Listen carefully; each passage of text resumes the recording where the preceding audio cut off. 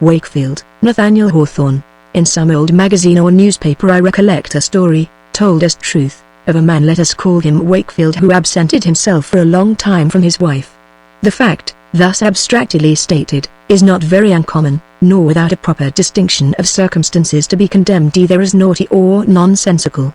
Howbeit, this, though far from the most aggravated, is perhaps the strangest instance on record of marital delinquency, and, moreover, as remarkable a freak as may be found in the whole list of human oddities. The wedded couple lived in London. The man, under pretence of going a journey, took lodgings in the next street to his own house, and there, unheard of by his wife or friends, and without the shadow of a reason for such self-banishment, dwelt upwards of 20 years. During that period, he beheld his home every day, and frequently the forlorn Mrs. Wakefield. And after so great a gap in his matrimonial felicity, when his death was reckoned certain, his estate settled, his name dismissed from memory, and his wife, long ago, resigned to her autumnal widowhood, he entered the door one evening, quietly, as from a day's absence, and became a loving spouse till death. This outline is all that I remember. But the incident, though of the purest originality, unexampled, and probably never to be repeated, is one, I think, which appeals to the generous sympathies of mankind. We know, each for himself, that none of us would perpetrate such a folly, yet feel as if some other might. To my own contemplations, at least, it has often recurred, always exciting wonder, but with a sense that the story must be true, and a conception of its hero's character. Whenever any subject so forcibly affects the mind, time is well spent in thinking of it. If the reader choose, let him do his own meditation, or if he prefer to ramble with me through the 20 years of Wakefield's vagary, I bid him welcome, trusting that there will be a pervading spirit and a moral, even should we fail to find them, done up neatly, and condensed into the final sentence. Thought has always its efficacy, and every striking incident its moral. What sort of a man was Wakefield? We are free to shape out our own idea, and call it by his name. He was now in the meridian of life. His matrimonial affections, never violent, were sobered into a calm, habitual sentiment. Of all husbands, he was likely to be the most constant, because a certain sluggishness would keep his heart at rest, wherever it might be placed. He was intellectual, but not actively so. His mind occupied itself in long and lazy musings, that tended to no purpose, or had not vigor to attain it. His thoughts were seldom so energetic as to seize hold of words. Imagination, in the proper meaning of the term, made no part of Wakefield's gifts. With a cold but not depraved nor wandering heart, and a mind never feverish with riotous thoughts, nor perplexed with originality, who could have anticipated that our friend would entitle himself to a foremost place among the doers of eccentric deeds? Had his acquaintances been asked, who was the man in London the surest to perform nothing today which should be remembered on the morrow, they would have thought of Wakefield. Only the wife of his bosom might have hesitated.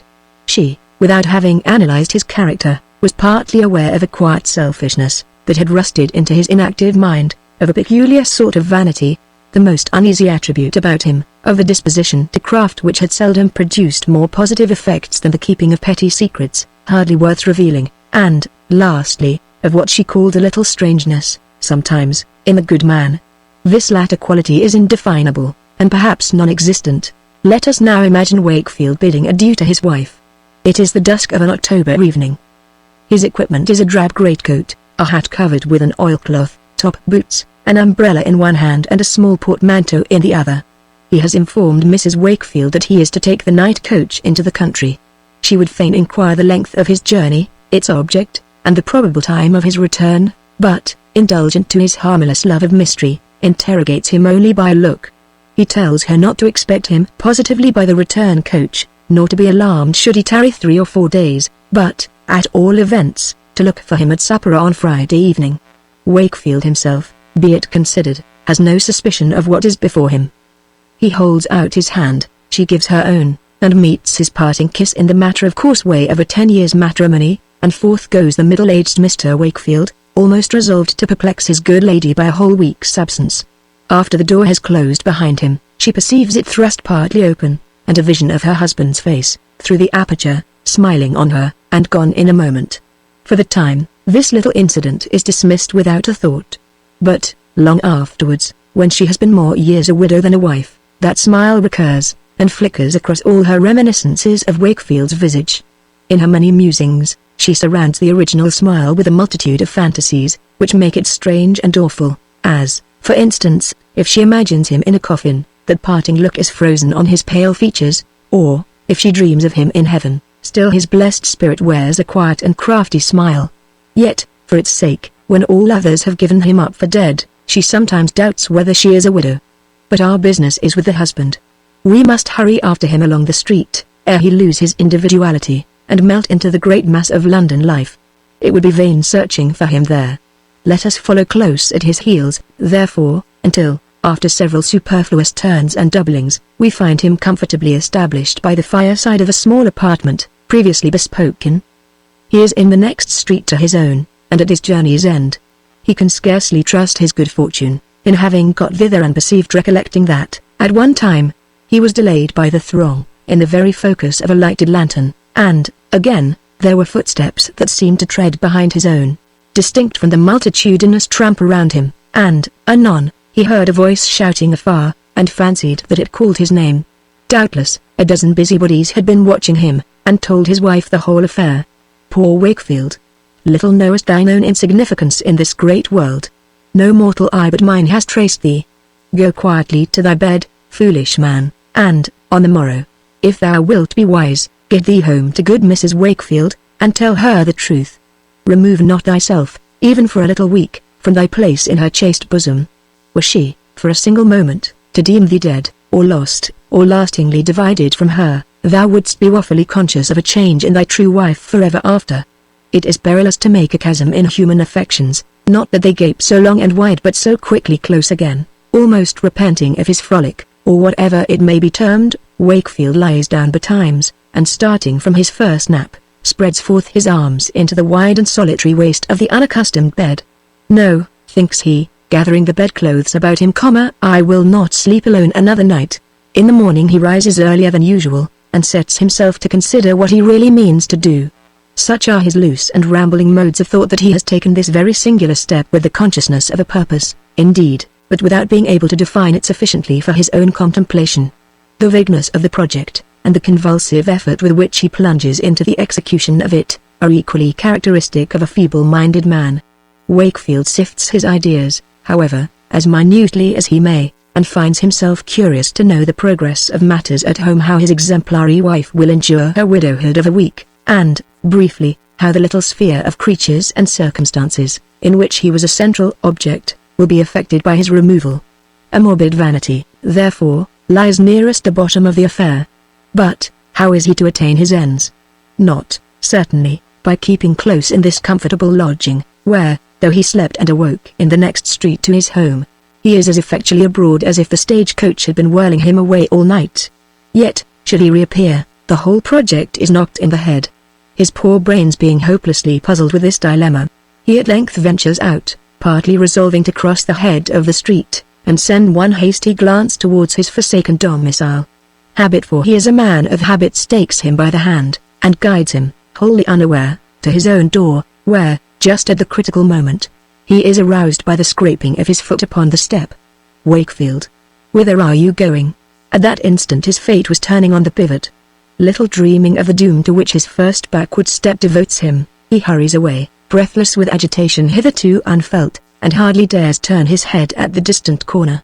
Can it be that nobody caught sight of him? Will not the whole household, the decent Mrs. Wakefield, the smart maid-servant, and the dirty little footboy raise a hue and cry, through London streets, in pursuit of their fugitive lord and master? Wonderful escape! He gathers courage to pause and look homeward, but is perplexed with a sense of change about the familiar edifice, such as affects us all, when, after a separation of months or years, we again see some hill or lake, or work of art, with which we were friends of old. In ordinary cases, this indescribable impression is caused by the comparison and contrast between our imperfect reminiscences and the reality. In Wakefield, the magic of a single night has wrought a similar transformation, because, in that brief period, a great moral change has been effected.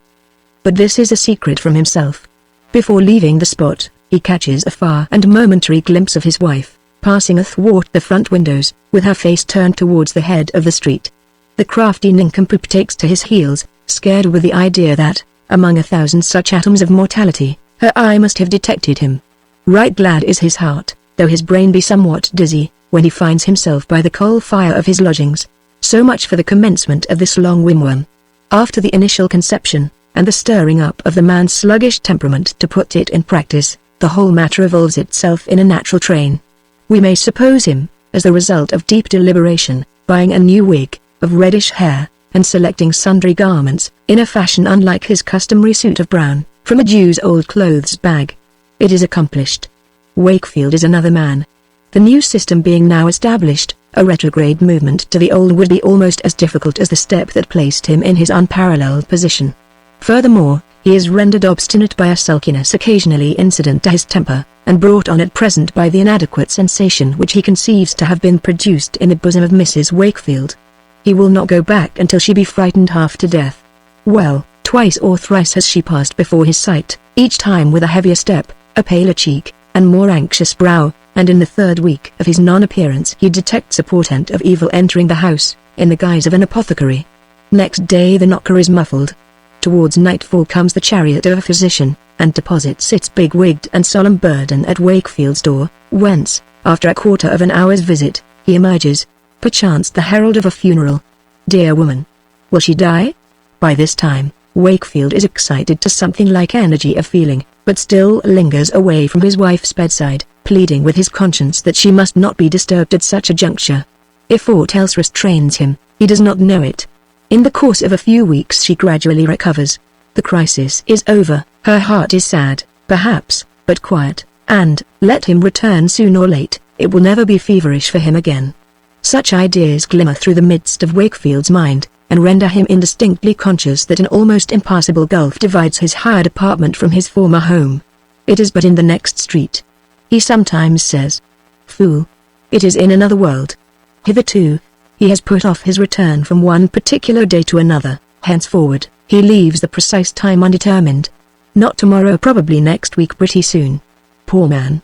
The dead have nearly as much chance of revisiting their earthly homes as the self-banished Wakefield.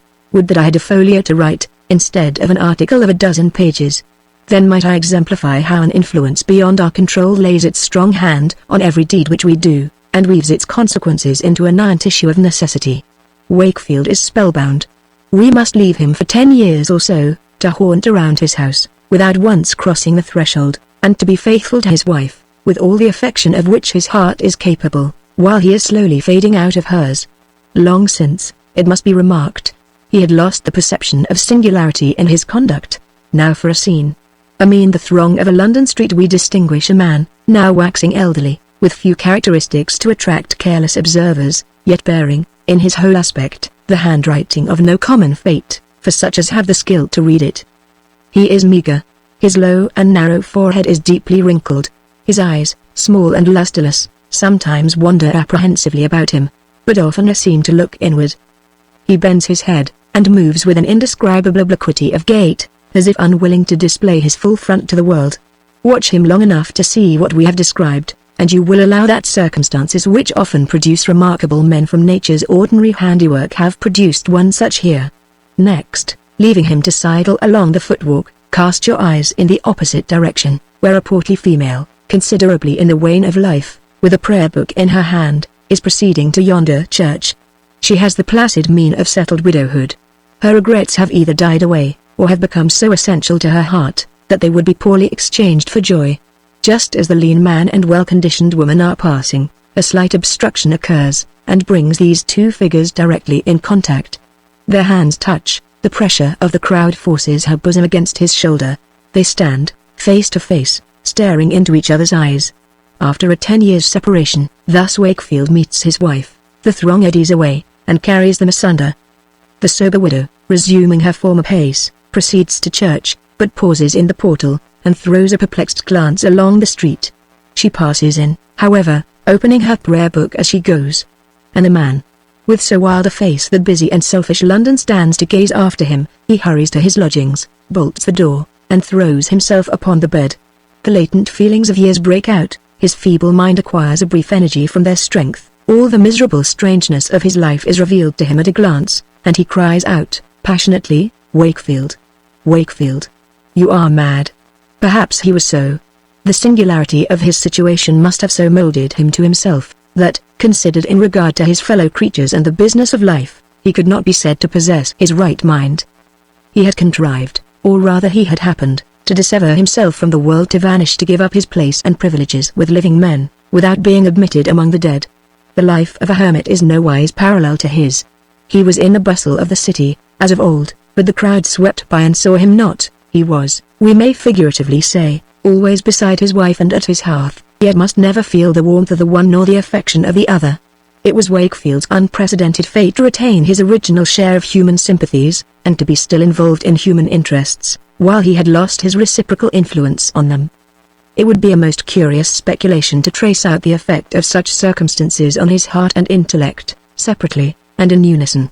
Yet, changed as he was, he would seldom be conscious of it, but deem himself the same man as ever. Glimpses of the truth indeed would come, but only for the moment, and still he would keep saying, "I shall soon go back," nor reflect that he had been saying so for 20 years. I conceive, also, that these 20 years would appear, in the retrospect, scarcely longer than the week to which Wakefield had at first limited his absence. He would look on the affair as no more than an interlude in the main business of his life. When, after a little while more, he should deem it time to re-enter his parlour, his wife would clap her hands for joy, on beholding the middle-aged Mr. Wakefield. Alas, what a mistake! Would time but await the close of our favourite follies, we should be young men, all of us, until doomsday. One evening, in the 20th year since he vanished, Wakefield is taking his customary walk towards the dwelling which he still calls his own. It is a gusty night of autumn, with frequent showers that patter down upon the pavement, and are gone before a man can put up his umbrella. Pausing near the house, Wakefield discerns, through the parlour windows of the second floor, the red glow and the glimmer and fitful flash of a comfortable fire. On the ceiling appears a grotesque shadow of good Mrs. Wakefield.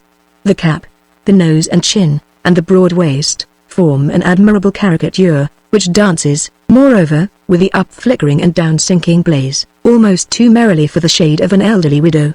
At this instant a shower chances to fall, and is driven, by the unmannerly gust, full into Wakefield's face and bosom.